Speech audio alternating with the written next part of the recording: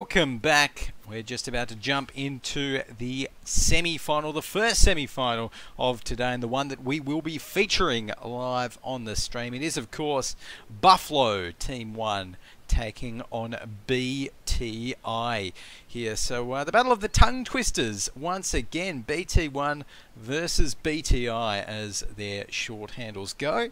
And right now it's looking like BT1. We're just waiting for their 7th member. Just had to fix up a little issue, and then we will be jumping right into the game. But in the meantime, we can take a look at the tank picks for both teams and have a look at what they are going to be taking into Lakeville today.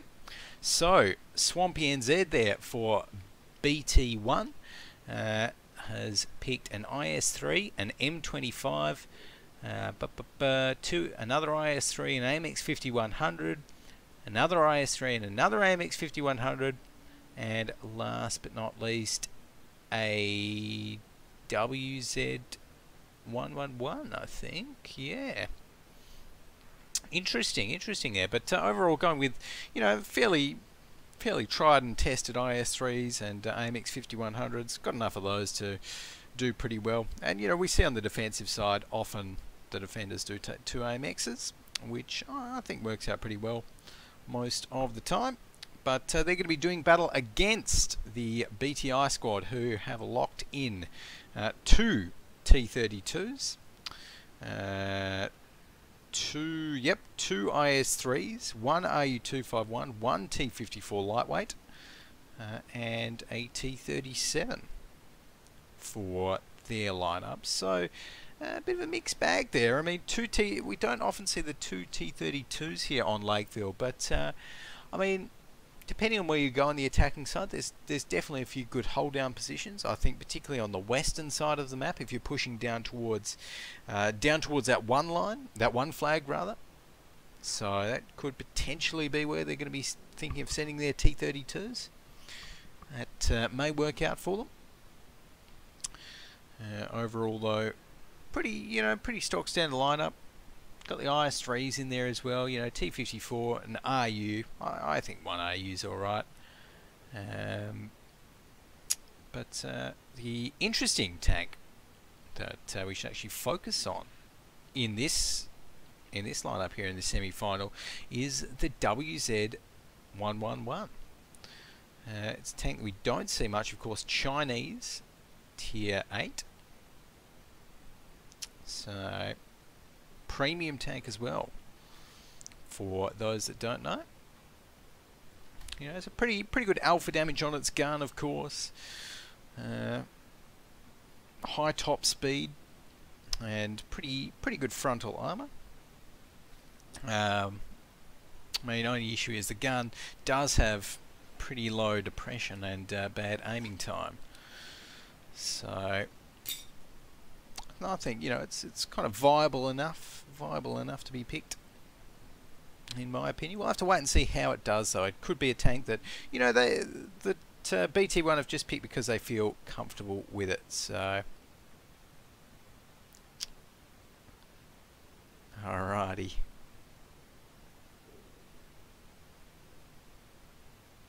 And the MT25 as well. We're seeing the MT pop up a little bit more now as well. So guys, we are ready to go, and we should be able to jump into map 1 of this one. So alrighty, loading into this one for the semi-final. The other semi-final as well is going to be No Real Danger versus the Immortals, which I'm expecting the other one to go pretty heavily in favour of the Immortals, but No Real Danger, they played pretty strongly in that SGC game, so it could actually go either way. But right now we've got 23 seconds left on the clock before we start rolling out with BT1, Buflo Team 1 here on the defending side of Lakeville. And I think it's going to be interesting to see how they set up their defence. I'd probably expect AMX on the hill at the kind of J3, H3 area. Maybe they're WZ on that kind of J2 lookout area. Well, IS3 would work there as well. We'll have to wait and see. Right now though, Ace McFace, that's an awesome name, is going to be heading into, well, maybe just defending up the 2 flag there. The gunny's still connecting. Digger NZ is in his IS3. Going to be moving up. And from the looks of things, not moving up too far, so maybe just going to be overlooking the 2 flag from the looks of it. So Extreme Gamer in that IS3 looks like he's also going to be just mulling around there. In the meantime, we've got Heavy Metal Thunder in this IS3, Swampy NZ in that WZ 111. Going to be moving up towards the 1 flag as well, and I'm liking what I'm seeing coming out of the other side as well. We can see these IS3s and the T32s pushing up this 2 line, and that's where I wanted to see these T32s. Very good. There's lots of hold down positions where these T32s can just, you know, poke their turrets over, and of course you're going to have a hard time penetrating that. So I'm liking that move there from BTI. Right now though, let's take a look at where the defenders are going to be getting set up. It's looking like, okay, so getting 2 tanks set up there. Now, interesting that BT1 haven't decided to go with the typical AMX 5100 kind of up the hill around about, I think around about this area like we normally see, kind of looking down a little bit. I feel as though that usually works out really, really well, but deciding not to go for it, instead just putting their two kind of heavy, I mean, they're not both ISs, but they're both semi-ISs up there, and we're going to be seeing some shots exchanged. Nothing penetrating just yet. Swampy NZ not going to be going for that one, and I wouldn't, well, maybe while the T32s are actually coming over the hill, they could actually get a few shots. Yep, there we go. That's what we're seeing right there. Heavy Metal Thunder getting one of those. So good little bit of play there. And we are seeing a rotation coming in from, I think, Extreme Gamers, so coming up to help out a little bit. Heavy Metal Thunder still has not taken any damage himself. Does have to be careful at this point though, with all of those heavies coming up. And he's going to be maybe able to get a shot on one of these. No, he does take a shot though from, I think, one of those IS3s. It's going to be 370 damage. Does get a return shot though, so you know, playing this one pretty well so far, I think. But does take one more shot as well, dropping him down to 50% HP. Swampy NZ now in this WZ111. I wonder if BTI are all just going to come around this corner and try and alpha him down. We'll have to wait and see. No, Heavy Metal Thunder though does miss one, gets one put onto him instead, and he's going to be going down first. So Ricky48 getting the first kill of this match. Swampy NZ is going to be the focus right after this, and he's in a lot of trouble now as well. Dropped down to 30, dropped down to 16%, dropped down to 0 as he goes down.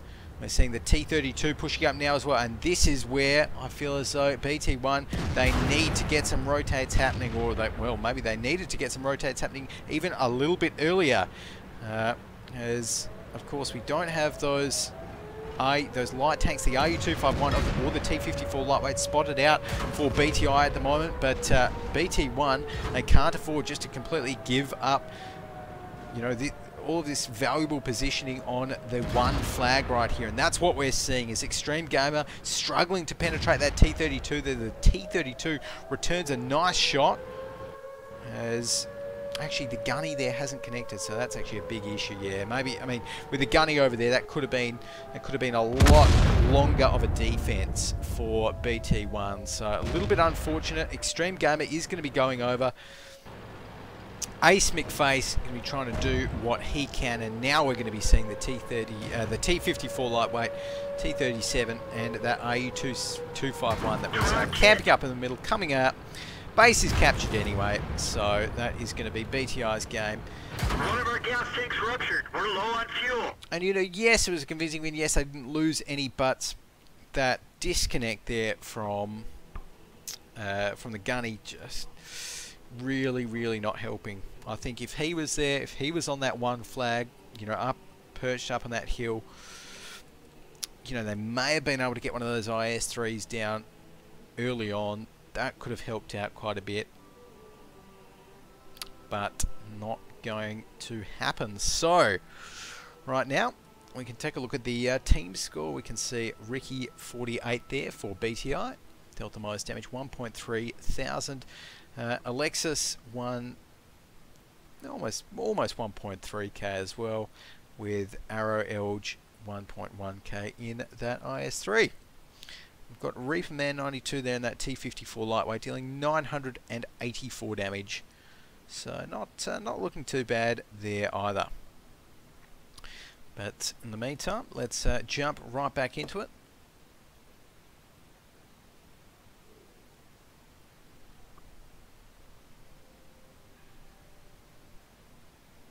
Alrighty, so Extreme Gamer just saying there that yes, that was a gunny that crashed, unfortunately. So hopefully we don't have any crash issues this time around,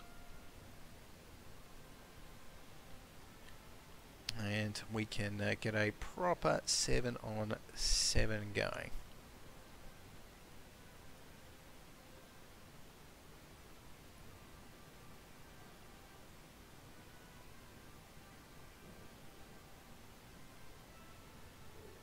So, right now, I think we'll be getting the tank picks underway fairly shortly for this next one here.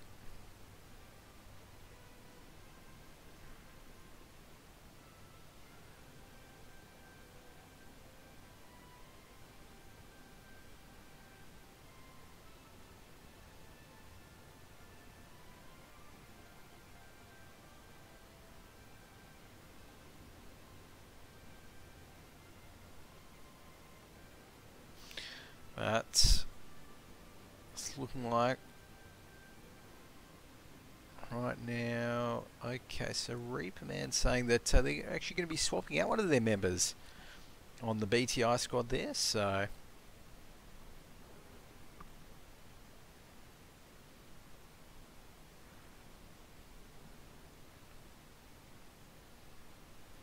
that is a pretty good move.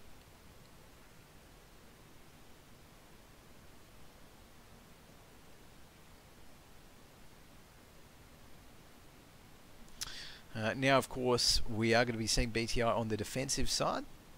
So, you know, probably actually no, I'm definitely expecting some different tanks to come out of their picks on the defense here.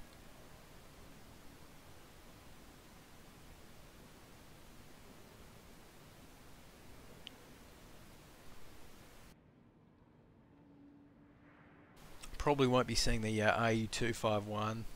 Maybe a few lights, but maybe a few T54 lightweights, but definitely going to be seeing, I think, some IS-3s, maybe a T32. I actually do want to see an AMX on the defense here as well.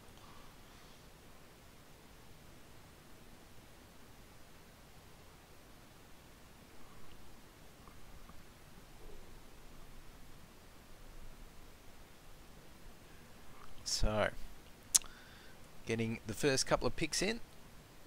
And we're going to be seeing a AMX 5100 and an IS-3 pick there for Reaper Man. And a T54 and a Centurion. That is a tank which we do not often see, the British Bulldog.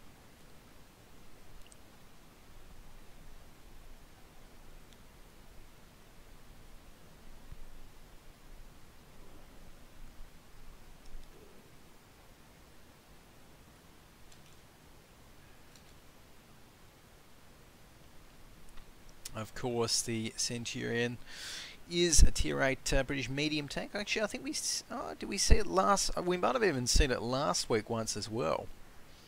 And really, you pick the Centurion for its gun, if you pick it at all, which I'm still not convinced yet, but it does have a very nice gun on it.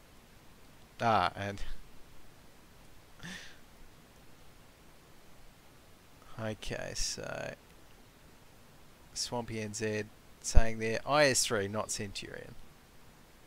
So not actually going to be going with the Centurion, which is a bit disappointing.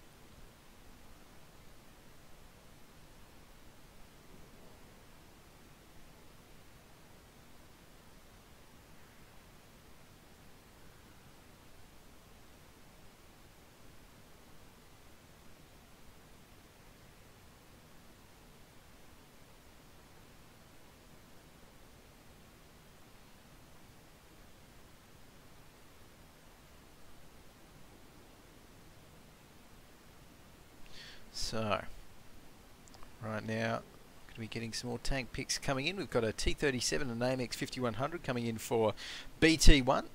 BTI going with a T37 and an RU251.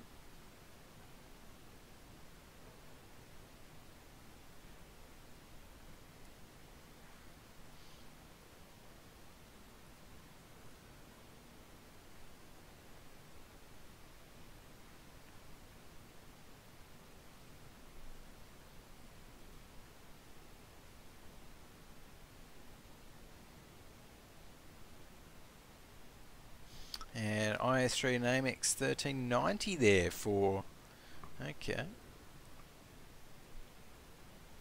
for Swampy NZ there for BT for Buflo. Again, AMX 1390, particularly on the attack here. I mean, not convinced. I mean, you know, the question, maybe if they don't have a T54 lightweight, but I'd say if the option's available, T54 lightweight really does outclass the AMX 1390 quite a bit. But who knows? There's a reason why these guys, the professional, or these guys, there's a reason why these guys are in the semi-finals of the Go4WoT Asia Cup, and I'm not. So maybe they'll make it work. I certainly hope so. T54 lightweight and an IS3. Last couple of picks there, so nothing too crazy. We're not going to be seeing the Centurion. BTI, they are actually going to be going with that RU251. I think Chibi really does like that. We're ready and we are jumping into it. So, once everyone's loaded in, we'll be ticking down. There we go.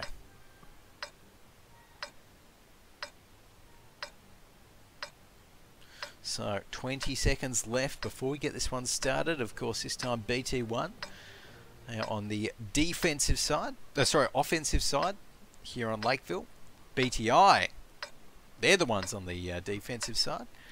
BTI, they're not going with any T32s this time. They're going with 3 IS3s instead of 2. They've got that AMX 5100 in there as well, which I quite like. So overall, yeah, I'm quite liking BTI's defensive lineup here. Probably going to be putting, yeah, okay. Not too sure what Iguru is doing up here, but yeah, that's interesting.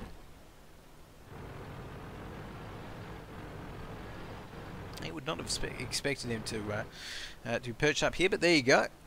In the meantime, Digger NZ here in that T37. Just going to be looking across. Not really seeing anything just yet. We've got some of the BT1 guys in the town. We've got Swampy NZ and Ace McFace, as well as the Gunny in that AMX 5100. And the rest of them, all of these IS3s, going to be moving up, potentially looking to make a push down that one line. So